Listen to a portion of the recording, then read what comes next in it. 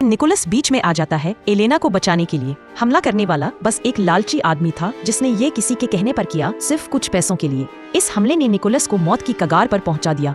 Elena रोने लगी और निकोलस से कहने लगी कि मुझे माफ कर दो निकोलस, मैंने तुम पर शक किया और आंटी को मारने का इल्जाम लगाया। तुम तो हमेशा मुझे बचा ही रहे थे, मैं तुम्हारे साथ रहना चाहती हूँ, कोई तो रास्ता होगा तुम्हें बचाने का। कब ड्रेक क्रेवन आगे आते हैं और एलेना से कहते हैं कि अब निकोलस को तुम्हारा खून और उसके लिए तुम्हारा सच्चा प्यार ही बचा सकता है।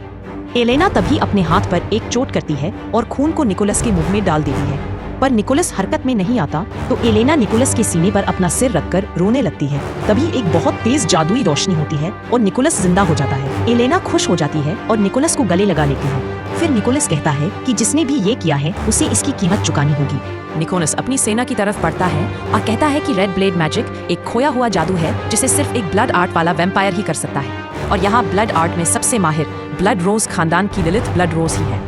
निकोलस के इतना कहते ही लिलिथ निकोलस पर हमला कर देती है, पर इस बार निकोलस लिलिथ पर भारी पड़ता है और लिलिथ ब्लड रोज को बंदी बना लिया जाता है।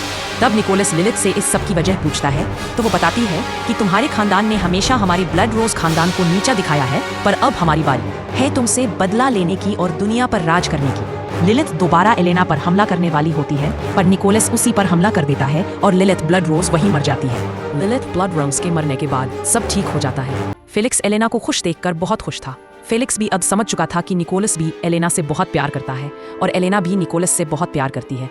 वो ये समझ चुका था कि वो एलेना के लिए केवल एक दोस्त है, दिल ही दिल में सही, पर फेलिक्स एलेना से प्यार तो करता था और अपने प्यार की खुशी के लिए उसे छोड़ जाने का फैसला कर लेता है।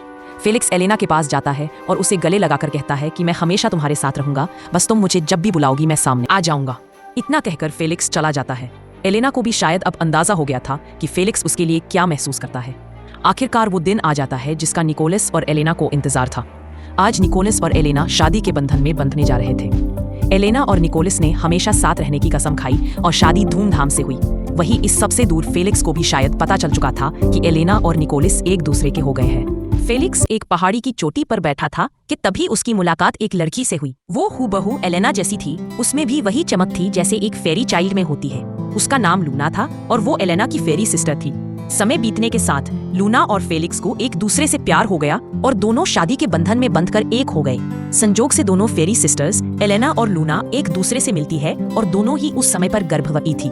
कुछ समय बाद दोनों दो जुड़वा बच्चों को जन्म देती है। निकोलस और फेलिक्स की खुशी का तो कोई ठिकाना ही नहीं होता है। निकोलस अपने प्यार एलेना के साथ और फेलिक्स अपने प्यार लूना के साथ हमेशा खुशी खुशी रही। Thanks for watching. Please like, share and subscribe our channel for more horror and fantasy stories.